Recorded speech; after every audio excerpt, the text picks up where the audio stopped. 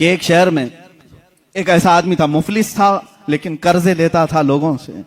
ایک آدمی سے اس نے قرضہ لیا تھا، اب کھایا پیا ختم ہو گیا، پیسے نہیں تھے، قرضہ مانگنے والے آ گئے۔ قرضوں میں ڈوبے ہوئے لوگ بھی سنو، جس کا کوئی نہیں اس کا میرا آقا ہے۔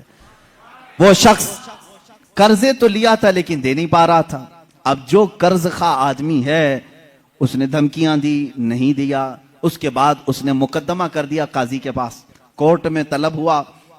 کورٹ میں جانے کے بعد قاضی صاحب نے پوچھا کہ اس کا تیرے اوپر قرضہ ہے؟ کہا ہاں ہے۔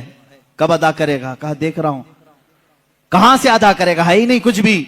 قاضی نے کہا کل تک کی تجھے مہلت دیتا ہوں، اگر تو نہیں ادا کیا تو تجھے جیل میں ڈال دوں گا، جا کہیں سے بھی لے کر کیا اس کا قرضہ ادا کر۔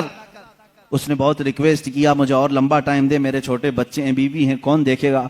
قاضی نے ایک نہیں سنی، دربار سے نکال دیا گیا۔ ایک دن کا ٹائم، ایسا شخص کہاں جائے؟ راستے میں روتے ہوئے جا رہا تھا، ایک بزرگ سے ملاقات ہوئی۔ اس بزرگ نے پوچھا کیوں رو رہے ہو؟ کہا ایسا ایسا معاملہ ہے۔ کہاں سے لاؤں؟ اس بزرگ نے کہا ایک کام کر، گھر میں جا، جب رات ہو جائے اکیلا بیٹھ، تاجدار مدینہ پر درود بھیج۔ رسول پاک صلی اللہ علیہ وسلم کو اپنے غم کی داستان سنا، کچھ نہ کچھ تو حل وہاں سے مل ہی جائے گا۔ لیکن یقین کے ساتھ، یقین صبح کا وقت قریب آ رہا تھا، خواب میں اسے رسول کریم صلی اللہ علیہ وسلم کی زیارت ہوئی۔ کہاں کہاں میرے آقا کو ڈھونڈو گے؟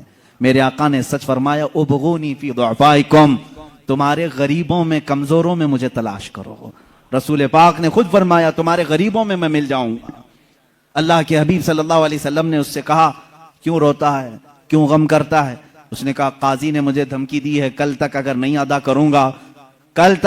ادا کروں گا جیل میں ڈال دیا جائے گا، مجھے ابھی قرضے کے لیے اتنے مال کی ضرورت ہے۔ اللہ کے نبی صلی اللہ تعالی علیہ وسلم ارشاد فرماتے ہیں اے بندے ایک کام کر، شہر چلا جا، شہر میں جو بادشاہ کا وزیر ہے وہ میرا عاشق ہے، وہ میرا چاہنے والا ہے، اس سے جا کر کہہ دے تجھے جتنی ضرورت ہے وہ تجھے مال دے دے گا، وہ تجھے پیسے دے دے گا۔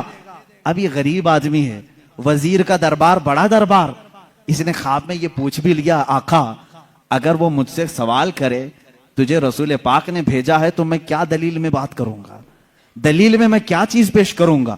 حضور پاک نے یہ تک بھی بتا دیا، فرمایا اس کا ایک راز ہے جو میرے علاوہ کوئی نہیں جانتا۔